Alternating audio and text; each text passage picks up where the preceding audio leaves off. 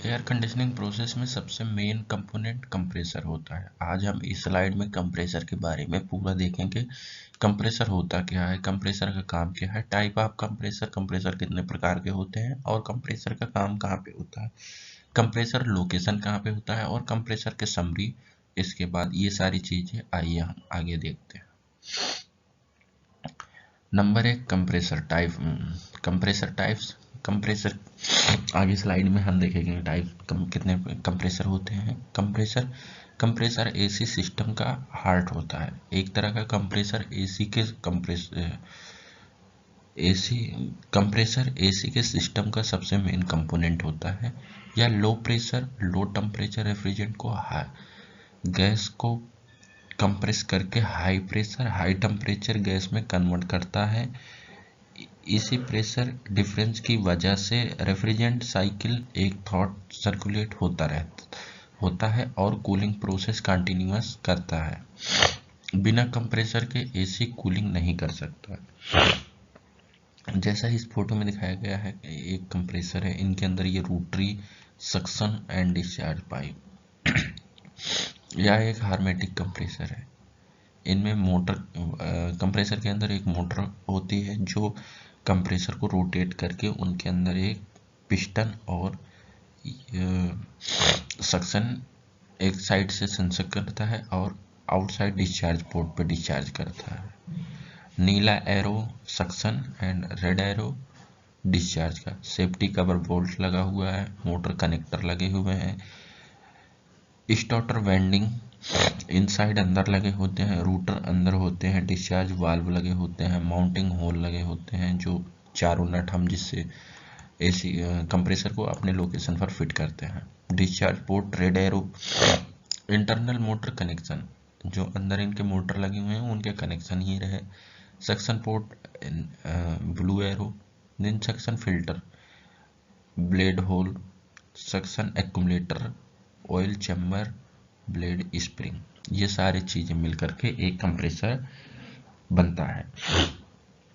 Compressor AC system का main component होता है। या लो टेम्परेचर को रेफ्रिजरेंट को गैस को कंप्रेस करके हाई प्रेशर हाई टेम्परेचर में रिलीज करता है, कन्वर्ट करता है। इसी प्रेशर डिफरेंस की वजह से रेफ्रिजरेंट साइकिल एक थॉट सर्कुलेट होता रहता है, कूलिंग प्रोसेस कंटिन्यूअस करता है। बिना कंप्रेसर के एसी कूलिंग नहीं कर सकता है, चाहे वह चिलर हो, बीआरबी हो या रेफ्रिजरेटर हो। इन सारे कंपोनेंट्स में कंप्रेसर का यूज होता है। मेन फंक्शन क्या होता है कंप्रेसर का मेन काम ये होता है लो प्रेशर रेफ्रिजरेंट को कंप्रेस करना और उसका प्रेशर और टेम्परेचर बढ़ाना, गैस को कंडेंसर की तरफ पुश करना, रेफ्रिजरेशन साइकिल को कंटिन्यूअस सर्कुलेट करना।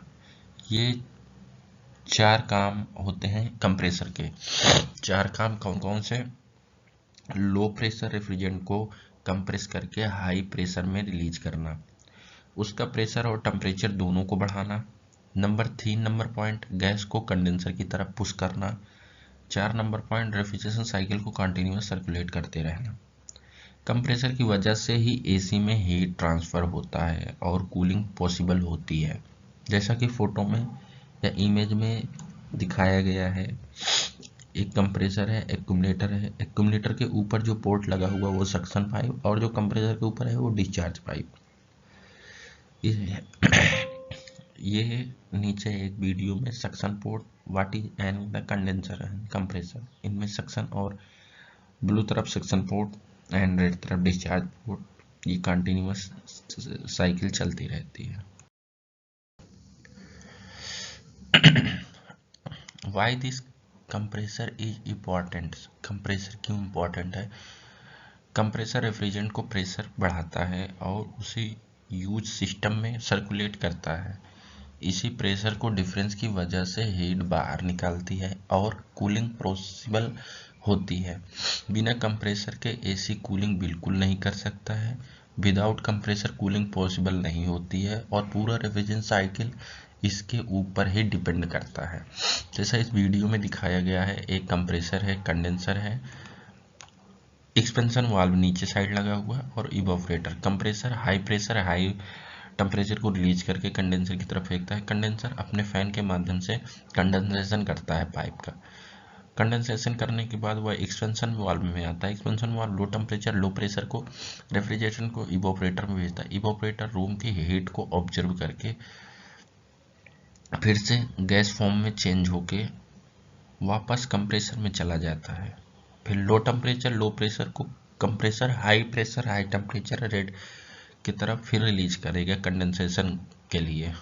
यह प्रोसेस कंटिन्यूअस पूरे रेफ्रिजरेशन साइकिल में चलता रहता है। विदाउट कंप्रेसर के कूलिंग पॉसिबल ही नहीं होता।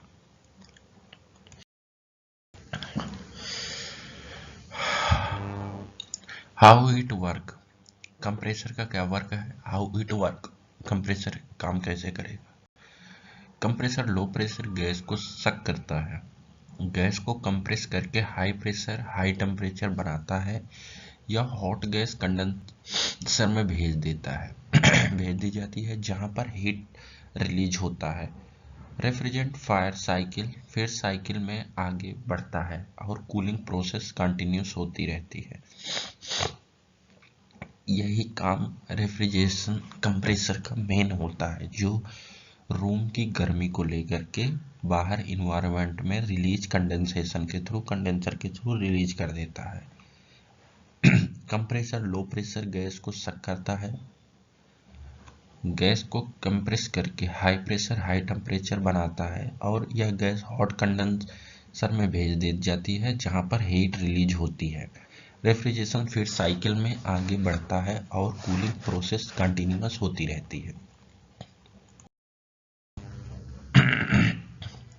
कंप्रेसर का एक फिक्स लोकेशन होता है, चाहे वह रेफ्रिजरेटर हो, चाहे वह बीआरबी हो, स्प्लिट एसी हो या चिलर हो या डक्टेबल हो, किसी भी यूनिट में कूलिंग प्रोसेस में या कूलिंग मशीनों में कंप्रेसर का एक फिक्स लोकेशन बनाया जाता है। फिक्स लोकेशन जैसे या एक स्प्लिट एसी है, स्प्लिट एसी में फैन पीछे कंडेंसर, ये कंप्रेसर का एक फिक्स लोकेशन है जहां पर कंप्रेसर को इंस्टॉल किया गया है। और ये बगल में बीआरबी है, बीआरबी में नीचे साइड एक कंप्रेसर को फिक्स लोकेशन पे इंस्टॉल करते हैं। कंप्रेसर हरदम एक फिक्स लोकेशन बनाई जाती है जहां पर उसे, चाहे वह डीप फ्रीजर हो, चाहे फ्रिज हो, चाहे स्प्लिट एसी हो, बीआरबी हो, चिलर हो, सबका एक फिक्स लोकेशन बना करके कंप्रेसर को हम उसी लोकेशन पर फिट करते हैं।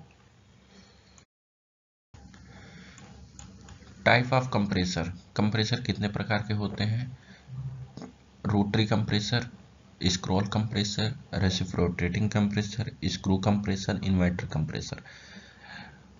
इन्वर्टर कंप्रेसर को हम स्विंग कंप्रेसर भी बोलते हैं। रोटरी कंप्रेसर सिंपल साइलेंट और डोमेस्टिक एसी में कॉमन यूज में लिया जाता है।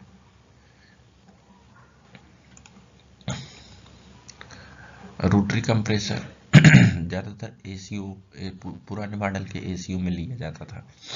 स्क्रॉल कंप्रेसर स्मूथ और हाई इफिशिएंसी प्रीमियम एसी में यूज करते हैं,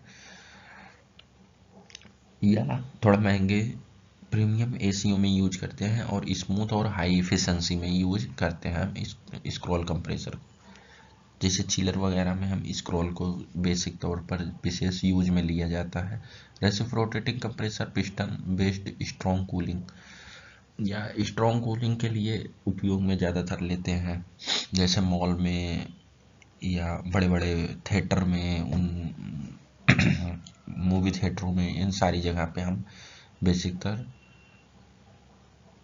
इनका रेसिप्रोकेटिंग कंप्रेसर का उपयोग में लेते हैं। स्क्रू कंप्रेसर लार्ज एचवीएची सिस्टम में, जैसे चिलर में, इन सारे जगहों पर हम स्क्रू कंप्रेसर का उपयोग लेते हैं। Inverter compressor speed control low pressure consumption के लिए करते हैं। ये बेसिक तौर पर बीआरबी और रूम एयर कंडीशनिंग में ही, स्प्लिट एसीओ या विंडो एसी में, इन सारे में, रेफ्रिजरेटर में, डी फ्रीजर में, इन सारे में इन्वर्टर कंप्रेसर का अधिकतर यूज में लेते हैं, या अपने फ्रीक्वेंसी को चेंज करते रहते हैं।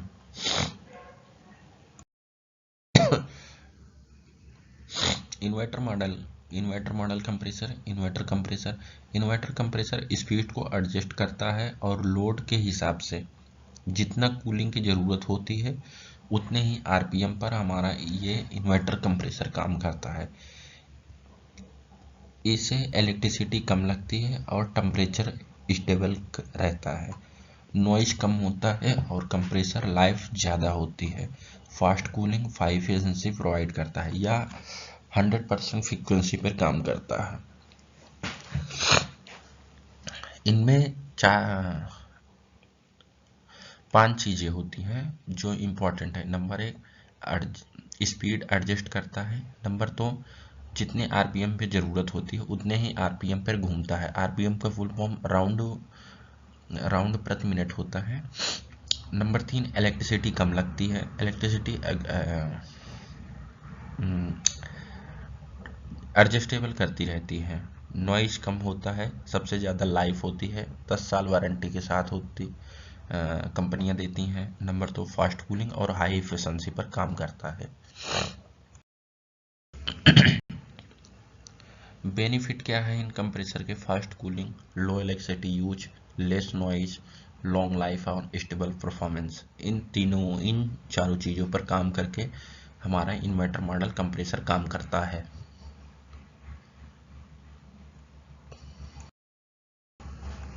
कंप्रेसर एसी का हार्ट होता है, ये आपको पता है। कंप्रेसर मेन रेफ्रिजरेशन साइकिल का मेन कंपोनेंट होता है। प्रेशर को बढ़ाता है और साइकिल सर्कुलेट करता है और कूलिंग इनेबल करता है। यह मेन प्रोसेस है, मेन कंपोनेंट है रेफ्रिजरेशन साइकिल का कंप्रेसर। थैंक यू दोस्तों, अभी तक हमने 3 वीडियो अपलोड किया। अगर इनमें से कोई भी चीज़ें आपको ना समझ आए ना हो तो आप हमारे मेल आईडी या व्हाट्सएप नंबर या कमेंट सेक्शन में आप कमेंट डाल करके हमें बता सकते हैं। हम वीडियो को और अच्छे से इम्प्रूव करके और अच्छा वीडियो डालेंगे। Thank you.